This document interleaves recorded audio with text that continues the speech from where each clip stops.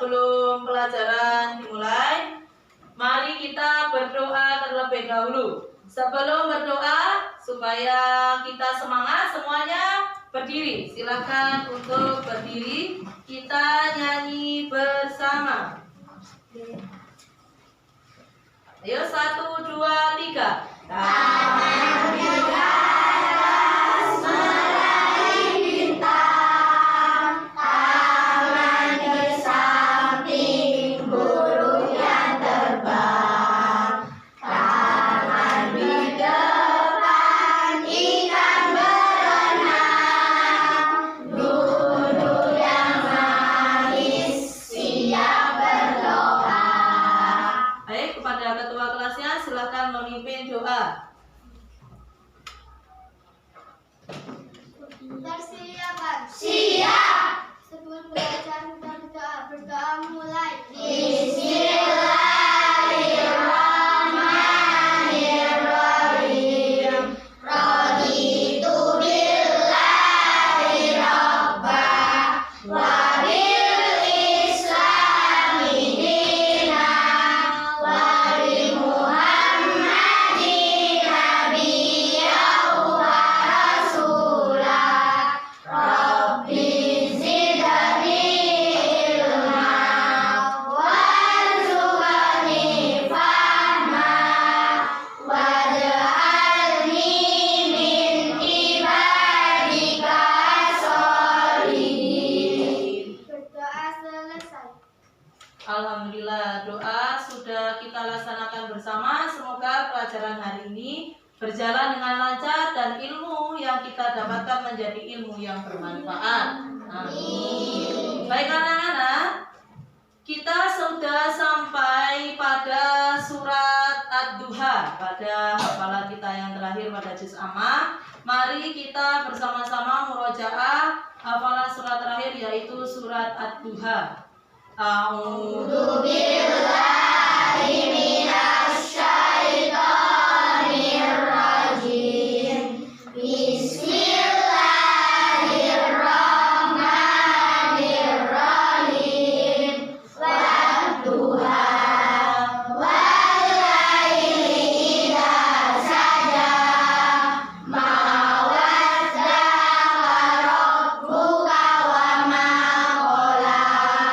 Baik, sebelum pelajaran dimulai, mari kita melafalkan Pancasila dan menyanyikan lagu Indonesia Raya. Silakan Mafino untuk memimpin Pancasila. Berdiri. Pancasila. Pancasila. Satu. Satu. Ketuhanan yang Maha Esa. Ketuhanan yang Maha Esa. Dua. Dua. Kemanusiaan yang adil dan beradab. Kemanusiaan yang adil dan beradab. Tiga. Tiga. Persatuan Indonesia. Persatuan Indonesia. Empat. Empat. Kerakyatan yang dipimpin oleh hikmat kebijaksanaan dalam bermusyawarah dan perwakilan. Kerakyatan yang dipimpin oleh hikmat kebijaksanaan dalam bermusyawarah dan perwakilan. Lima. Lima. Keadilan sosial bagi seluruh rakyat Indonesia. Keadilan sosial bagi seluruh rakyat Indonesia. Lambang Pancasila. Lambang Pancasila. Satu bintang. Satu bintang. Dua rantai. Dua rantai. Tiga pohon beringin. Tiga pohon beringin. Empat kepala banteng. Empat kepala banteng. Lima padi dan kapas. Lima padi dan kapas. Silakan Safira untuk memimpin menyanyikan lagu Indonesia Raya.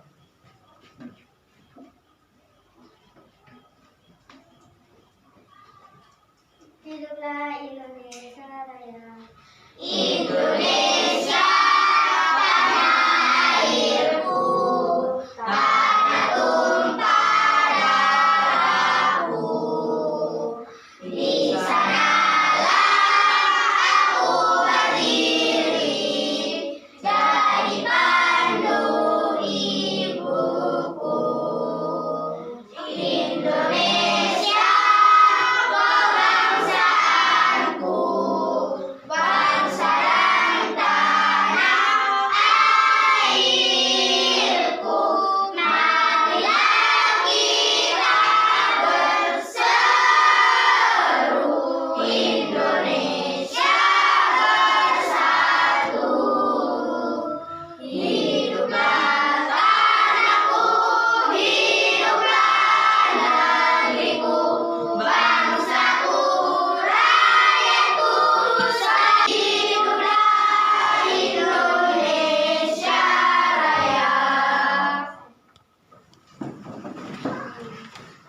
anak-anak, sebelumnya saya absen dulu untuk kehadiran hari ini.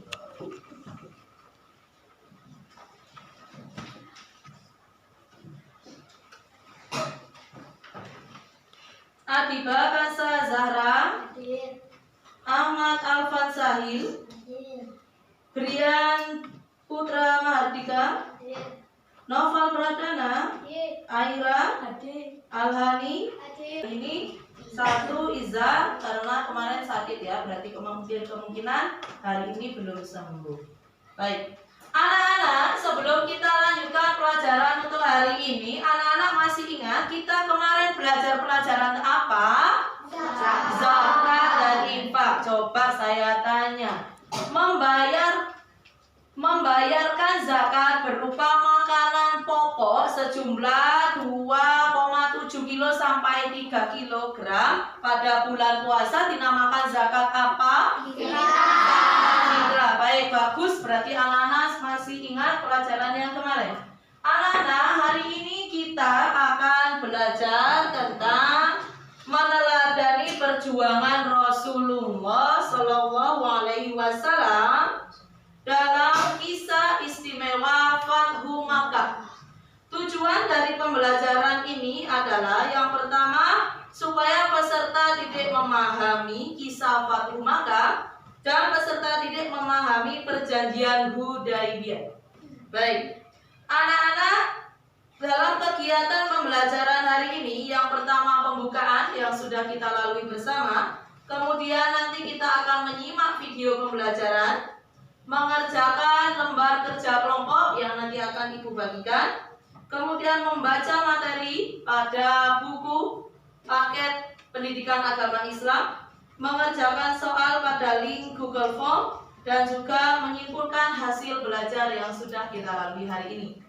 Baik anak-anak, perhatikan pada gambar yang pertama, apa yang kalian lihat? Ya, siapa yang mau jawab angkat tangan? Ya, apa Aira yang kamu lihat? Orang yang sedang mengendarai unta. Orang yang sedang mengendarai onta. Yang lain, angkat tangan. Apa yang kalian lihat? Afgan? Perjalanan meraih ridha Allah dengan kendaraan unta. Iya, bagus sekali. Nah, jadi anak-anak, pada zaman dahulu kendaraan itu yang digunakan hanya onta dan kuda. Tidak ada mobil seperti sekarang ya. Kalau melakukan perjalanan jauh, khususnya di negara Arab, itu memakai kendaraan berupa onta ya. Nah, selanjutnya gambar apa ini? Siapa yang mau jawab angkat tangan? Kota Mekah. Kota Mekah. Kemudian, apa yang kalian ketahui tentang kota Mekah? Tempat lahirnya Nabi Muhammad. Betul, kota Mekah itu adalah tempat lahirnya Nabi Muhammad. Selain itu, kota Mekah biasanya digunakan untuk apa? Tempat orang naik haji atau umroh. Bagus, tempatnya orang naik haji atau umroh. Berarti anak-anak sudah memiliki pemahaman dasar tentang kota Mekah dan perjalanan pada zaman dahulu itu menggunakan kendaraan seperti itu ya. Nah, baik. Anak-anak, marilah kita saksikan video tentang kisah Fathu Makkah dengan seksama ya, supaya kita benar-benar memahami tentang kisah Fathu Makkah.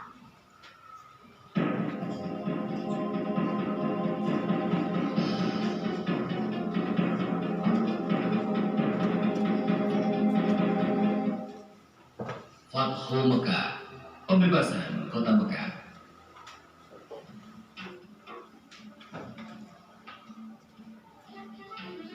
Awal bulan Zulqa'dah tahun ke-6 Hijriah, Nabi Muhammad bersama 1.400 sahabatnya bergerak menuju Mekah dalam rangka menjalankan ibadah umrah. Rombongan Anak-anak ya, tentang peristiwa Fathu Makkah. Nah, itu tadi anak-anak ya. Contoh yang diberikan oleh Nabi kita Nabi Muhammad SAW menaklukkan kota musuh ya, tanpa adanya pertumpahan darah. Oke, untuk membangkitkan semangat kita, mari kita bersama-sama tepuk anak soleh. Tepuk anak soleh. Aku anak soleh, rajin sholat, rajin ngaji. Orang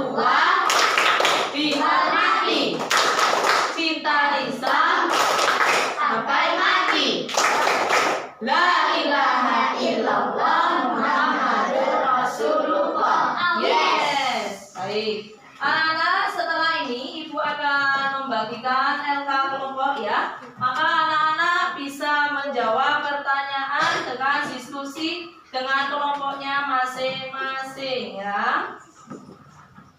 Oke, silakan dibagikan.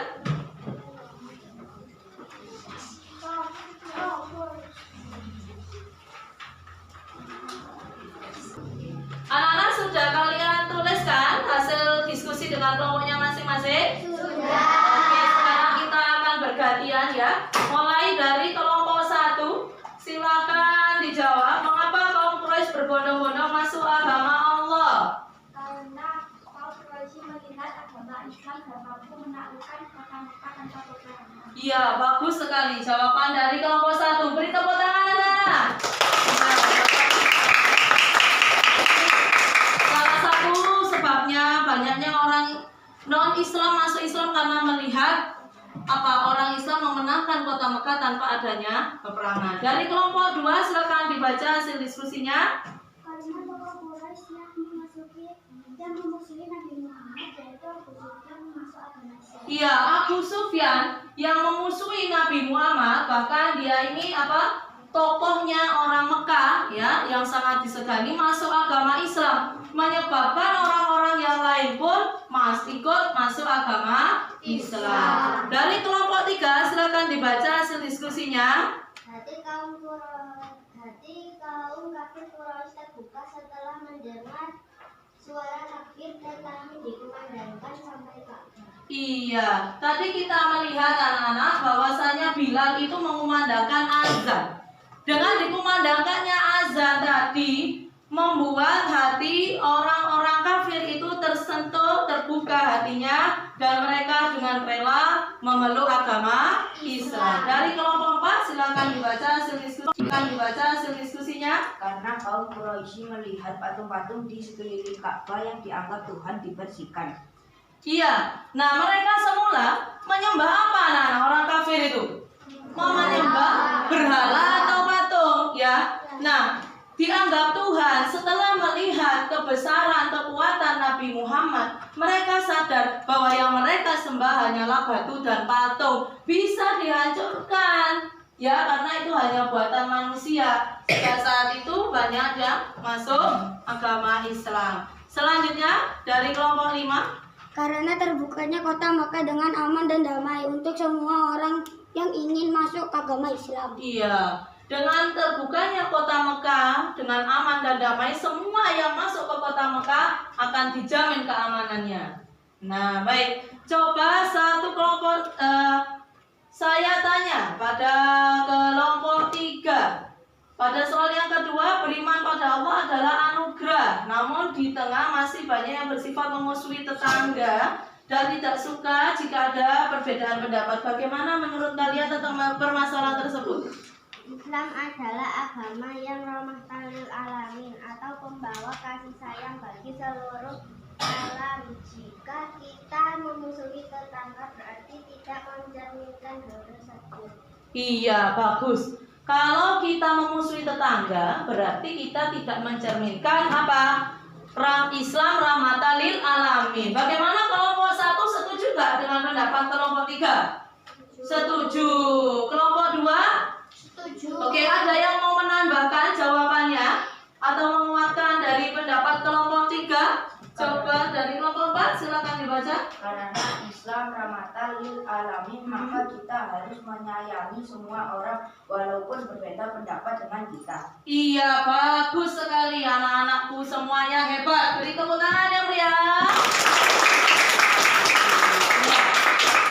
Oke, anak-anak, setelah kita mempelajari tadi ya, Ibu ingin melihat sikap kalian ya. Ibu akan melakukan penilaian sikap terhadap kalian. Ibu akan memberikan angket.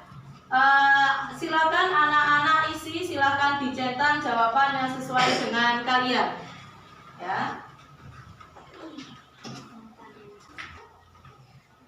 Nah, silakan anak-anak isi berdasarkan dengan petunjuk yang ada. Disesuaikan dengan diri kalian dan diisi dengan jujur.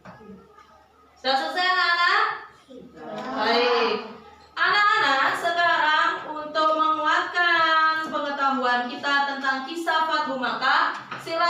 buka pada buku kalian pada halaman 110.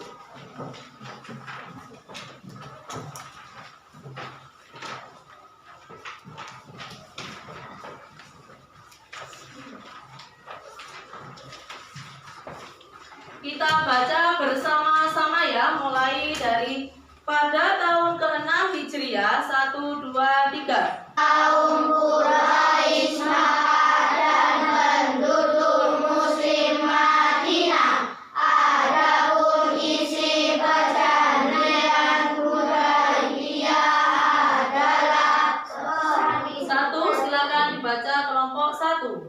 pengikut Nabi Muhammad tidak boleh menjalankan ibadah umroh pada tahun ini, namun boleh mengerjakan tahun depan, dan waktunya tidak boleh lebih dari 3 hari. Kelompok 2, nomor 2.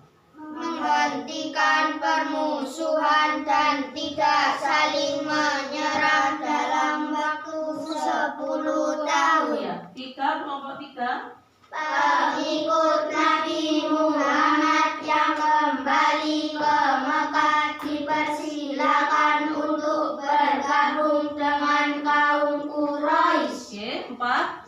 Menolak orang kaum Quraisy yang hendak menjadi pengikut Nabi Muhammad ke Madinah. Oke, kelima. Memberikan kebebasan kepada suku-suku Arab untuk memilih bergabung dengan Rasulullah atau kaum Quraisy Mekah. Ya, anak-anak, kalian sudah membaca materi tentang kisah Fathul Mekah, ya kan? Nah, jadi anak-anak, dari situ kita pahami yang namanya Fathul Mekah itu adalah kemenangan atas kota Mekah. Nah, bagaimana kisahnya? Saya ulang sedikit ya. Bahwasanya Nabi Muhammad yang berada di Madinah, karena Nabi Muhammad sudah hijrah di Madinah beserta rombongannya, ingin apa? Melaksanakan ibadah haji ke kota Mekah, namun dihadang oleh orang Mekah, tidak boleh masuk Mekah, tepatnya di daerah Hudaybiyah. Sampailah terjadi perjanjian Hudaybiyah. Dalam perjanjian Hudaybiyah itu sebenarnya orang muslim itu banyak dirugikan, namun Nabi Muhammad bersikeras bahwasanya pasti kita memperoleh keuntungan dari perjanjian ini, sebenarnya kita yang diuntungkan. Namun apa yang terjadi? Orang kafir mengingkari perjanjian Hudaybiyah tersebut dengan adanya penyerangan terhadap suku Khuza'ah oleh Bani Bakr ya. Nah, pada akhirnya apa yang terjadi anak-anak? Nabi Muhammad karena sudah diingkari perjanjiannya tadi, beserta banyak pasukan, berapa ribu tadi? 10.000 pasukan itu datang ke kota Mekah dari berbagai penjuru, sehingga penduduk Mekah itu tidak bisa memastikan berapa banyak pasukan yang dibawa oleh Nabi Muhammad. Nah, melihat pasukannya banyak, akhirnya orang-orang kafir Quraisy itu menyerahkan diri tanpa adanya peperangan. Nah, itulah anak-anak yang dinampakkan oleh Nabi Muhammad SAW ya. Jadi bisa menaklukkan sebuah kota yang besar, kota yang kuat, kotanya musuh tanpa adanya sebuah peperangan. Oke, anak-anak, dari penjelasannya tadi ya, dari pembacaan materi, tayangan video, adakah yang ingin ditanyakan? Oke, kalau tidak, Bu Guru yang akan bertanya. Coba. Peristiwa Fathul Mekah itu disebut dengan apa? Pembebasan.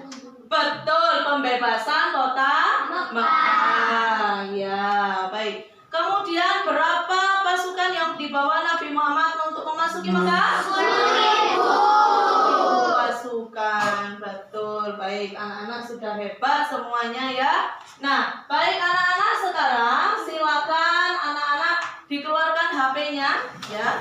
Ibu akan membagikan soal melalui Google Form. pada grup kelas kalian.